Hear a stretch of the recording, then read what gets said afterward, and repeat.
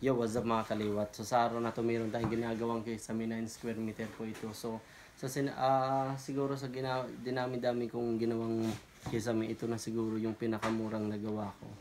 So ito nga po pala yung ginawa natin. Yan. So beside pala sa pagkisame, sa nag-double wall din po tayo. May kita ninyo yung kisame natin na ginawa. Ginamit lang natin dito ay walang wall angle, walang carrying channel, lahat po ito ay metal paring pero double. So ang style ko nito, para kasi maliit lang to eh. Kaya di na ako gumamit ng mga carrying channel at saka mga wall angle. Ang ginawa ko, pinutol ko yan sa dyan, naka letter L, tapos siya yung isinabit ko dyan. Tapos dito, nag-brace tayo para diretso dun sa taas. So kahoy po pala yung pumakuan dito. Okay. So, ito yung style natin dito. Ang style ko lang. Yan. So, pinutulan ko dyan, ginunting ko, tapos pinalapad ko, tapos nag-rebit tayo dito. Yan, rebit. So, wala akong ibang ginamit talaga dito, kundi mga paring lang, double paring. So, yan. Subok ko dyan kasi sobrang init po talaga dito sa Mindanao. Grabe, sobrang init. Kahit magkikisame tayo, alam kong mainit pa rin kahit may kisame. Dinublihan ko na siya ng insulator. So yung insulator ko rin double din to. Magkabilaan, yan.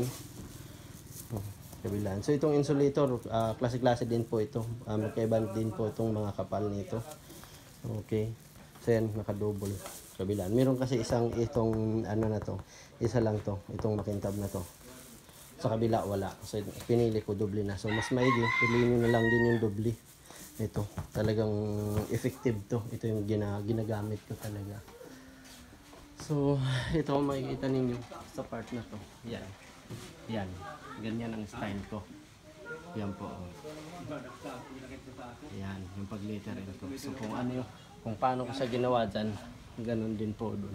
Tapos ito, para lang maikagat siya, yan, ginunting ko, yan.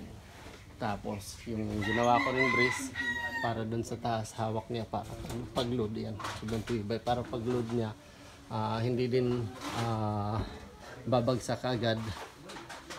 Ito, paring din to, double paring. So wala ko ibang ginawa dito, ginamit dito kundi mga double paring lang talaga. So yung naubos ko lang dito na double paring ay 10.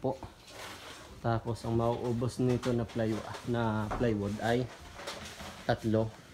Tapos 10 meters lang po nitong insulator natin. So okay, magkakabit kami ngayon ng insulator. Pakita ko sa inyo mamaya. Ang insulator po pala, hindi ko siya didikit dun sa bubong natin. Dito ko lang sa ibabaw ng kisame. Dito. Pero usually kung makikita ninyo, nakakabit talaga. Yun talaga yung tama, sa ibabaw ng bubong. Pero ako, dito lang. Since nagdi-DIY lang naman ako, dito ko lang ikakabit para hindi kaagad masisira. Kasi doon nasisira kaagad. So, dyan sa part na yan pala, naka-open lang naman to. So, may mga din, singaw lang din kasi yung part na yun, yung nandun, ikikisami din pa natin. Nanahin lang din muna tong part na to. Okay. So mamaya papakita ko sa inyo pagkatapos namin malagyan to ng insulator.